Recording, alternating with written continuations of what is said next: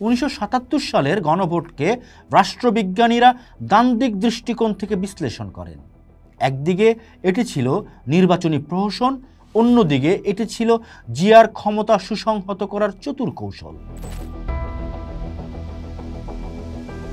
1977 সালের 30 মে অনুষ্ঠিত জিয়াউর রহমানের গণভোট বা হ্যাঁ না ভোট বাংলাদেশের রাজনৈতিক ইতিহাসের গতিপথ পরিবর্তনকারী একটি ঘটনা।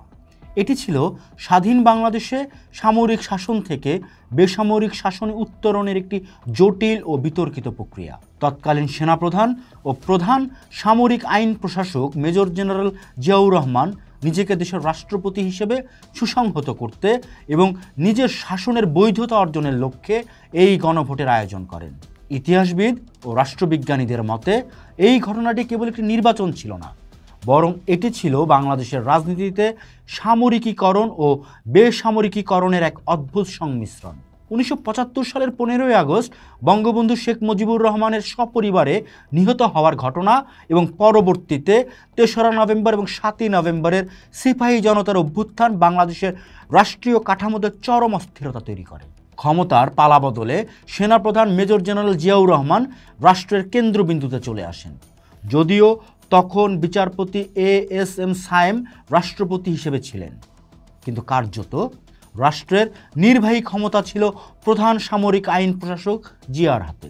1977 সালের 21 এপ্রিল জিয়াউর রহমান অসুস্থতার কারণ দেখিয়ে বিচারপতি সায়েমকে সরিয়ে নিজে রাষ্ট্রপতির পদ গ্রহণ করেন। ক্ষমতা গ্রহণের পর তিনি অনুধাবন করেন যে সামরিক উদ্দীপরে দীর্ঘদিন রাষ্ট্র পরিচালনা করলে আন্তর্জাতিক সম্প্রদায়ের স্বীকৃতি পাওয়া কঠিন হবে এবং দেশের অভ্যন্তরেও রাজনৈতিক ভিত্তি মজবুত হবে না। বিশেষ করে স্নায়ুযুদ্ধ চলাকালীন সময়ে পশ্চিমা বিশ্বের যুক্তরাষ্ট্র ও যুক্তরাজ্য পূর্ণ সমর্থন পেতে হলে তাকে একটি গণতান্ত্রিক বা আধা গণতান্ত্রিক রূপ নিতে হবে।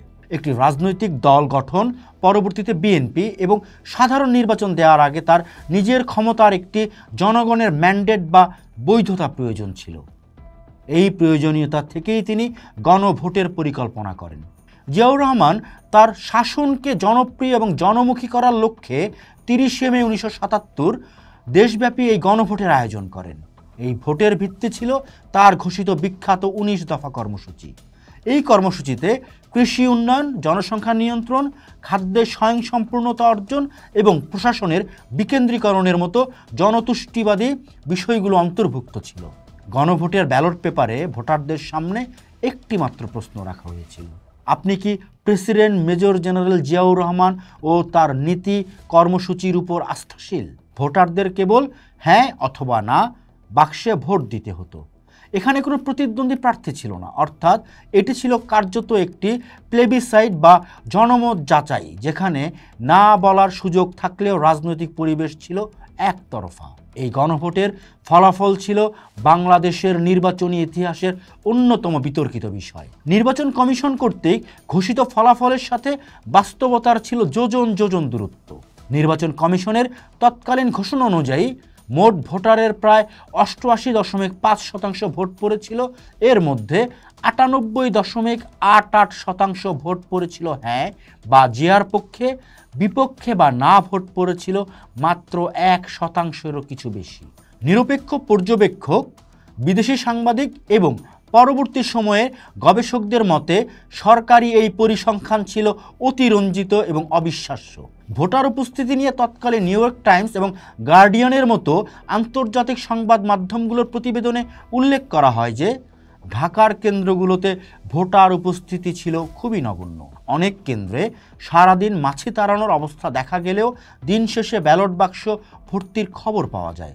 গ্রামীণ এলাকাগুলোতে ভোটারের আগ্রহ কিছুটা ছিল।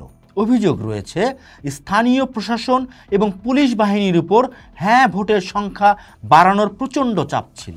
সরকারি কর্মকর্তারা নিজেদের কৃতিত্ব দেখাতে প্রতিযোগিতায় লিপ্ত হন, কে কত বেশি ভোট দেখাতে পারেন। ফলে অনেক ক্ষেত্রেই প্রিজাইডিং অফিসাররা নিজেরাই ব্যালট পেপারে সিল মেরে বাক্স ভরাট করেছিলেন। 1977 সালের গণভোটকে রাষ্ট্রবিজ্ঞানীরা দ্বান্দ্বিক দৃষ্টিকোণ থেকে বিশ্লেষণ করেন।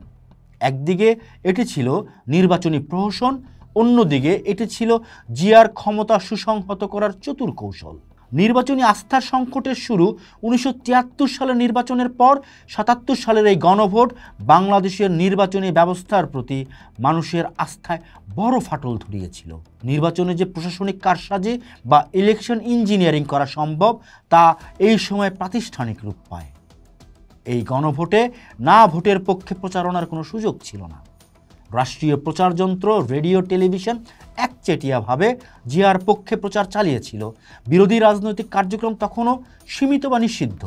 রাষ্ট্রবিজ্ঞানীদের মতে এই প্রক্রিয়ার মাধ্যমে জিয়াউর রহমান সামরিক শাসনকে বেসামরিক বা গণতান্ত্রিক রূপ দেওয়ার চেষ্টা করেছিলেন, যাকে রাষ্ট্রবিজ্ঞানের ভাষায় সিভিলাইজেশন অফ মিলিটারি রুল বলা হয়। এটি পরবর্তীতে এইচ.এম. এরশাদ সহ অন্য স্বৈর শাসকদের জন্য একটি খারাপ নজির স্থাপন করে। আমরা যদি এই নির্বাচনকে ইতিবাচক হিসেবে দেখতে চাই, তবে ইতিহাসের পাতায় দেখব নৈতিকভাবে প্রশ্নবিদ্ধ হলেও কৌশলগতভাবে এই গণভোট জিয়াউর রহমানকে রাষ্ট্রপতি পদে থাকার একটি আইনি ভিত্তি দিয়েছিল। এর মাধ্যমে তিনি বিশ্ব সম্প্রদায়কে দেখাতে সক্ষম হন বাংলাদেশের জনগণ তার সঙ্গেই আছে। এই ভোটের ম্যান্ডেট নিয়ে জিয়াউর রহমান রাজনীতিতে সরাসরি প্রবেশ করেন। তিনি প্রথমে জাগদল, পরে 1 সেপ্টেম্বর 1978 সালে বাংলাদেশ জাতীয়তাবাদী দল বিএনপি গঠন করেন। এই সময়ের পর থেকেই বাংলাদেশের সংবিধানে এবং রাষ্ট্রীয় নীতিতে বড় পরিবর্তন আসে। বাঙালি জাতীয়তাবাদের পরিবর্তে বাংলাদেশি জাতীয়তাবাদের ধারণা প্রতিষ্ঠিত হয় এবং সংবিধানে বিসমিল্লাহির রহমানির রহিম সংযোজন করা হয়। এটি দেশের একটি বৃহৎ অংশের, বিশেষ করে ধর্মপ্রাণ ও ডানপন্থী মানুষের কাছে তাকে জনপ্রিয় করে তোলে। 1977 সালের হ্যাঁ না ভোট বাংলাদেশের ইতিহাসে একটি সন্ধিক্ষণ হিসেবে চিহ্নিত। জিয়াউর রহমান এই ভোটের মাধ্যমে সেনাবাহিনীর একজন জেনারেল থেকে নিজেকে পুরো দস্তুর রাজনীতিবিদে রূপান্তর করেন। তিনি বুঝতে পেরেছিলেন কেবল বন্দুকের নলে ক্ষমতা ধরে রাখা সম্ভব নয়। তাই তিনি উন্নয়নের রাজনীতি বা পলিটিক্স অফ প্রোডাকশনের স্লোগান দিয়ে জনগণের কাছে যেতে চেয়েছিলেন। তবে 98.88 অথবা 98.9% হ্যাঁ ভোটের যে পরিসংখ্যান দেখানো হয়েছিল তা ইতিহাসের বিচারে কখনোই বিশ্বাসযোগ্যতা পায়নি। এটি প্রমাণ করেছিল বিরোধী দলহীন এবং প্রশাসনিক নিয়ন্ত্রণে অনুষ্ঠিত কোনো নির্বাচন গণতন্ত্রের প্রকৃত প্রতিফলন হতে পারে না। জিয়াউর রহমানের 1977 সালের গণভোট ছিল তার ক্ষমতাকে সুসংহত করার একটা চতুর রাজনৈতিক কৌশল। 75 পরবর্তী বিশৃঙ্খল পরিস্থিতিতে তিনি এর মাধ্যমে রাষ্ট্রযন্ত্রে শৃঙ্খলা ও স্থিতিশীলতা ফিরিয়ে আনতে সক্ষম হয়েছিলেন। এটা যেমন সত্য, তেমনি এটাও সত্য যে এই নির্বাচনটি ছিল একটি সাজানো নাটক, যা বাংলাদেশের গণতান্ত্রিক নির্বাচনী সংস্কৃতির মূলে কুঠারাঘাত করেছিল। পরবর্তীতে তিনি বহুদলীয় গণতন্ত্র চালু করলেও 77-এর গণভোটের কালিমা তার শাসনামলের গণতান্ত্রিক দাবির গায়ে একটি স্থায়ী প্রশ্নবোধক চিহ্ন হয়ে আছে। পোস্ট দেখুন, ভাবুন, করুন। থাকুন পোস্টের সাথেই।